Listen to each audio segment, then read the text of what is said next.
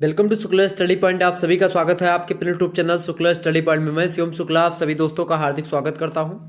आज का जो सिलेबस है वो है भाई संस्कृत साहित्य का सिलेबस। संस्कृत अगर आप लोगों ने लिया है तो आपको यही पढ़ना पड़ेगा बीए फोर्थ सेमेस्टर में। खास करके अगर आप बीए द्वितीय वर्ष चतुर्थ सेमेस्टर में हैं तो संस्कृत में आपको यही पढ़ना है। अच्छा, संस्कृत में अगर आपने थर्ड सेमेस्टर की परीक्षा दे दी है, फोर्थ सेमेस्टर की तैयारी आप प्रारंभ कर दीजिए। सिलेबस में बता दे रहा हूं और जल्द ही इनकी क्लासेस भी आपके चैनल पर उपलब्ध करवाई जाएंगी।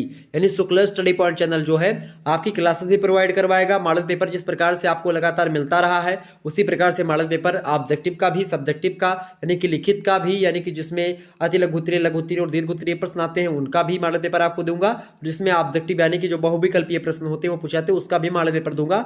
और साथ ही साथ चैप्टर वाइज वीडियो भी प्रोवाइड करवाने का मेरा पूर्ण प्रयास रहेगा। ठीक है, तो ये आपका है भाई क्या, ये आपका है द्वितीय वर्ष का सिलेबस, चतुर्थ सेमेस्टर का सिलेबस है। किसका विषय है आपका? संस्कृत। आपके पेपर का क्या नाम है भाई? पेपर का नाम है यानी प्रश्न पत्र शीर्षक है आपका काव्य शास्त्र और संस्कृत लेखन कौशल। ये आपके पेपर का नाम है, यही हमको पढ़ना है। ठीक है, ये बात आप ध्यान रखेंगे। यानी कोर्स आउटकम्स में यानी कि अधिगम उपलब्धि क्या क्या आपको हो सकती है अगर इस सिलेबस को अगर आप पढ़ेंगे तो आप क्या क्या चीजें जान पाएंगे, इसको लेकर के यहाँ पर कुछ तथ्य हैं। कहा गया, इसमें लिखा गया कि विद्यार्थी काव्य शास्त्र के उद्भव और विकास से सुपरिचित होकर के काव्य शास्त्रीय तत्वों को समझने में सक्षम हो पाएंगे।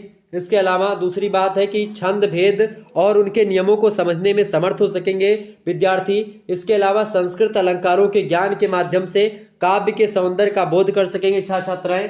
इसके अलावा अगर बात की जाए, इसके अलावा और भी तमाम सारी चीजें बच्चे जान पाएंगे, जैसे कल्पनाशीलता और रचनात्मकता, इन दोनों की क्षमताओं का विकास स्टूडेंट्स के अंदर हो सकेगा इन संस्कृत के सिलेबस को पढ़ने के बाद में। खास करके संस्कृत का यह सिलेबस हिंदी साहित्य के छात्र छात्राओं के लिए भी बहुत महत्वपूर्ण होगा, क्योंकि काव्य शास्त्र विनोदेन कालो गच्छति धीमताम, आपको जो काव्य शास्त्र है ये पढ़ना ही पड़ेगा, हिंदी में भी पढ़ना पड़ेगा आपको काव्य शास्त्र, क्योंकि हिंदी जो एक प्रकार से नियम कायदा है वो संस्कृत के काव्य शास्त्र से ही बना हुआ है। तो पहले संस्कृत का काव्य शास्त्र ही पढ़ना पड़ता है हिंदी में भी, तो इसको आपको पढ़ना ही पड़ेगा हिंदी में भी। यानी हिंदी साहित्य के दृष्टि से भी बहुत महत्वपूर्ण है और संस्कृत के लिए तो है ही।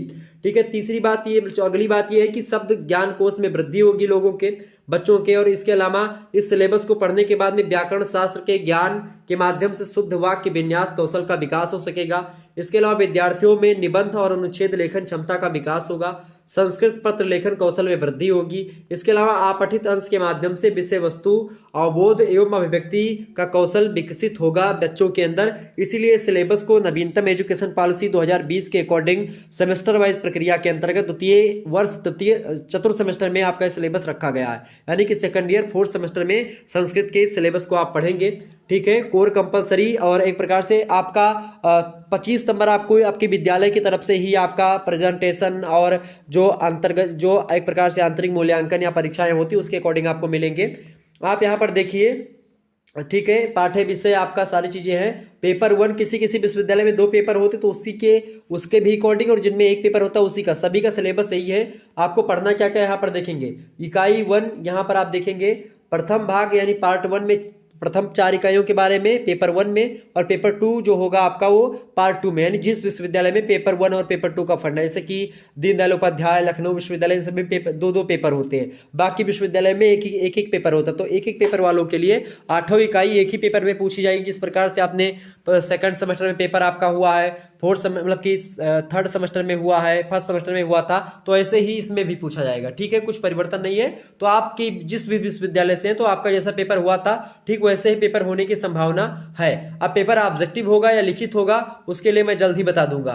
ठीक है, ये बात आप ध्यान रखें। कुछ विश्वविद्यालय जो हैं वो ऑब्जेक्टिव लिखित दोनों पेपर पूछते हैं, ये बात आप ध्यान रखेंगे। जैसे दीनदयाल उपाध्याय दोनों प्रकार का, लिखित भी ऑब्जेक्टिव भी उसी में पूछ लेता है। ठीक है, हालांकि और विश्वविद्यालय जो है जैसे डॉक्टर राम मनोहर लोहिया अभी तक आपकी थ्योरी ही करवाते हैं, यानी कि लिखित ही पेपर अभी तक उसका हुआ थर्ड सेमेस्टर तक। ठीक है, वीर बहादुर सिंह पूर्वांचल की बात की है तो ऑब्जेक्टिव एक बार हुआ है, बाकी 2 बार आपके लिखित हुए पेपर। तो इसी प्रकार से महात्मा गांधी काशी विद्यापीठ का थर्ड सेमेस्टर में लिखित हुआ है और सेकंड सेमेस्टर में आपका ऑब्जेक्टिव हुआ था, तो फर्स्ट सेमेस्टर में लिखित हुआ। तो इसी प्रकार से आपकी बार देखते हैं, हो सकता है आपका पेपर ऑब्जेक्टिव हो। तो इसी प्रकार जिस प्रकार से होगा, अलग अलग विश्वविद्यालयों का अलग अलग फंडा, इसको लेकर के मैं पर्सनली वीडियो बनाऊंगा, आप लोग चैनल से बने रहिएगा लगातार। ठीक है, संस्कृत साहित्य के सिलेबस के अकॉर्डिंग आपकी पहली यूनिट के अंतर्गत यानी इकाई नंबर 1 में हमको पढ़ना है संस्कृत काव्य शास्त्र परंपरा के बारे में पढ़ना है और जो प्रमुख काव्य शास्त्र रहे हैं उन प्रमुख काव्य शास्त्रीय जो ग्रंथ रहे हैं उन ग्रंथों के बारे में और उनके आचार्यों के बारे में हमको पढ़ना है। जैसे कि आचार्य भामा का कौन सा ग्रंथ है और आचार्य भामा के बारे में पढ़ेंगे, आचार्य दंडी, आचार्य वामन, आनंदवर्धन, मम्मट, कुंतक, क्षेमेंद्र, विश्वनाथ, जगन्नाथ, ये सब संस्कृत के आचार्य जिन्होंने काव्य शास्त्र से संबंधित ग्रंथ लिखा है। आप देख कोई रस सिद्धांत के प्रणेता है, कोई अलंकार शास्त्र के प्रणेता है, कोई आप देखेंगे आनंदवर्धन वगैरह ध्वनि शास्त्र के प्रणेता। तो एक प्रकार से आप देखेंगे ये सब एक प्रकार से अपने आप में बड़े अच्छे विद्वान हैं और इन्हीं लोगों के काव्य हेतु, काव्य प्रयोजन, इन सभी की व्याख्याएं इन्हीं लोगों ने करी है। बाद में हिंदी साहित्य में भी बहुत सारे विद्वानों ने किया, लेकिन संस्कृत में यही सारे विद्वान है। और अच्छा, हिंदी साहित्य पढ़ते समय जो काव्य शास्त्र होता है हिंदी साहित्य का, उसमें भी आचार्य भामा, दंडी, वामन, आनंदवर्धन, मम्मट, कुंतक, क्षेमेंद्र, विश्वनाथ और जगन्नाथ, इन सभी के बारे में हमको पढ़ना पड़ता है। तो संस्कृत में भी तो पढ़ना एकदम से कंपल्सरी, संस्कृत के ही विद्वान है, संस्कृत में ही इनके ग्रंथ है। ठीक है। दूसरी इकाई आपकी साहित्य दर्पण। साहित्य दर्पण का जो प्रथम एक पुस्तक है साहित्य दर्पण, काव्य शास्त्र की एक पुस्तक है। तो साहित्य दर्पण का जो प्रथम परिच्छेद है उसके बारे में हम जानेंगे। ठीक है। इसके अलावा इकाई नंबर जो 3 आपकी आएगी, इकाई नंबर 3 में हमको क्या पढ़ना है भाई, इकाई 3 में हमको पढ़ना है छंद के बारे में। इसके अलावा छंद में आप देखते हैं वृत्त रत्नाकर से अधोलिखित छंद, यानी कि वृत्त रत्नाकर छंद से लेकर के अधोलिखित माने जो नीचे छंद लिखे हुए इन सभी छंदों के बारे में हमको जानकारी लेनी है। कौन कौन सा, जैसे अनुष्टुप छंद क्या है, आर्या छंद के बारे में, और जो है वंश अस्त छंद जो हो गया, द्रुत विलंबित छंद क्या है, भुजंग प्रयात छंद क्या है, वसंत तिलका छंद क्या है, इंद्र ब्रजा, उपेंद्र ब्रजा, उपजाति, मालिनी, मदाक्रांता, शिखरिणी, इसके अलावा शार्दुल विक्रीडित, और इसके अलावा जो है अस्त्रगधरा, ये इतने छंद होते हैं संस्कृत के। तो इन सभी वृत्त रत्नाकर से लेकर के तो इन सभी छंदों के बारे में हमको पढ़ना है। ठीक है। वृत्त रत्नाकर में इन सभी छंदों के बारे में बताया भी गया, तो उन चीजों के बारे में हम चर्चा करेंगे। ठीक है। और आगे देखते हैं अगला है आपका अलंकारों के बारे में बात की जाए तो साहित्य दर्पण जो पुस्तक है इसमें अलंकार शास्त्र से रिलेटेड पुस्तक है, तो उसमें जो बताए गए उसके बारे में चर्चा करेंगे। ये जो वृत्त रत्नाकर है एक पुस्तक है, छंद से रिलेटेड पुस्तक है, इसमें छंदों के बारे में बताया गया, तो इन्हीं छंदों के बारे में हमको पढ़ना है। इसके अलावा अलंकार के बारे में बात की तो अलंकार हमको पढ़ना इकाई नंबर 4 के अंतर्गत। साहित्य दर्पण जो पुस्तक है उसमें जो अलंकारों के बारे में बताया गया है उन्हीं अलंकारों के बारे में पढ़ना है, जैसे कि अनुप्रास अलंकार, यमक अलंकार, उपमा अलंकार, रूपक अलंकार, उत्प्रेक्षा अलंकार, संदेह अलंकार, भ्रांतिमान अलंकार, दृष्टांत अलंकार, निर्दशना अलंकार, विभावना अलंकार, विशेषोक्ति अलंकार, इसके अलावा अर्थांतरन्यास अलंकार, समासोक्ति अलंकार। तो इन सभी अलंकारों के बारे में हमको जानकारी लेनी है। ठीक है। इकाई नंबर 4 के अंतर्गत अब द्वितीय भाग, यानी कि एक प्रकार से जिस विश्वविद्यालय में 2 पेपर होते हैं उसमें द्वितीय पेपर में ये आपको पढ़ना पड़ेगा, जिसमें एक ही पेपर होता है उसके लिए दोनों का एक प्रकार से इकाई नंबर सब एक ही में मिलेगा। ठीक है। तो एक प्रकार से सभी विश्वविद्यालयों के लिए सिलेबस है। इकाई नंबर 5 में हमको पढ़ना निबंध के बारे में, संस्कृत निबंध के बारे में जानेंगे। इसके अलावा निबंध कैसे लिखा जाता है उसको समझेंगे। पत्र व्यवहार कैसे लिखना होता है, मतलब पत्र व्यवहार के बारे में चर्चा करेंगे कि संस्कृत में पत्र लिखना है तो उसके बारे में जानकारी यहाँ पर ग्रहण करेंगे। इसके अलावा इकाई नंबर आप 7 में क्या देखेंगे, समसामयिक विषयों पर अनुच्छेद लेखन, यानी जो एक प्रकार से वर्तमान या इस समय जो वर्तमान में चल रहे मुद्दे होते हैं उन मुद्दों पर, उन विषयों पर हमको अगर कोई लेख लिखना है, अनुच्छेद लिखना है तो कैसे लिखेंगे।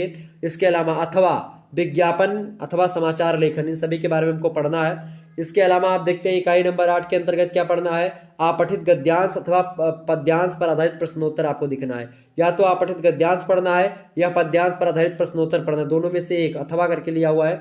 इसी प्रकार से चाहे तो यहाँ पर आपको पढ़ना है समसामयिक विषयों पर अनुच्छेद लेखन, आप पढ़ सकते हैं इसमें, और अथवा करके दिया विज्ञापन के बारे में, चाहे समाचार लेखन, इन तीनों में से कोई एक पढ़ना। तो इस प्रकार से इकाई नंबर 8 तक आपको यहाँ पर चीजें बता दी मैंने। ये आपका संस्कृत का सिलेबस है BA second year 4th semester का। यहाँ पर कुछ संस्तुत ग्रंथ हैं, यानी जिन ग्रंथों के माध्यम से जानकारी आप ग्रहण कर सकते हैं। साहित्य दर्पण के माध्यम से, साहित्य दर्पण जो है विश्वनाथ का है ये है। इसके अलावा साहित्य दर्पण शालिग्राम शास्त्री मोतीलाल बनारसी प्रकाशन से वाराणसी से प्रकाशित हुआ है।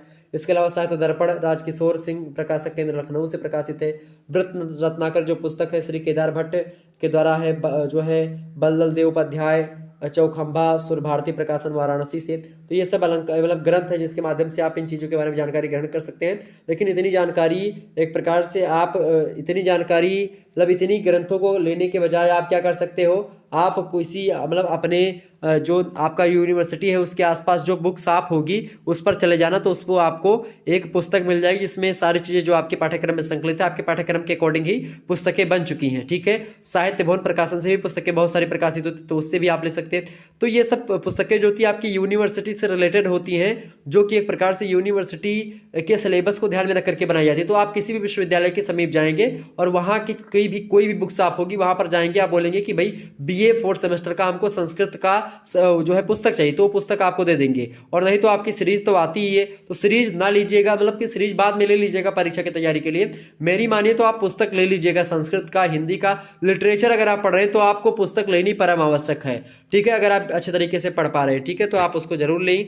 ठीक है, इसके अलावा आगे बढ़ेंगे हम, तो ये आपका 15 नंबर जो मिलेगा ये अधिन्यास लेखन को लेकर के मिल सकता है, या मौखिकी हो सकती है आपके कॉलेज में, या किसी एक छंद या अथवा अलंकार के लक्षण और मतलब की जो चीज़ें आप बताएंगे, 10 उदाहरण आपको देने पड़ेंगे, तो इसके लिए आपको 15 अंक मिलेंगे। तो इसी प्रकार से आपकी कुछ चीज़ें हैं जो कि आपके कॉलेज वगैरह के हिसाब से करवाएं, मतलब कॉलेज वाले आपके करवाएंगे, तो ये ध्यान रखेंगे। ठीक है, तो कॉलेज में आपका जो 25 नंबर का कॉलेज हो जाएगा, मतलब 15 और 10 नंबर का आपका जो है कॉलेज की तरफ से मिल जाएगा, यानी 25 नंबर को मिला करके बाकी 75 नंबर का ये सिलेबस जो है आपका, इसकी परीक्षा होगी आपकी, और ये परीक्षा जो होगी आपका सेंटर जाएगा किसी दूसरे विश्वविद्यालय मतलब कि कॉलेज में खास करके।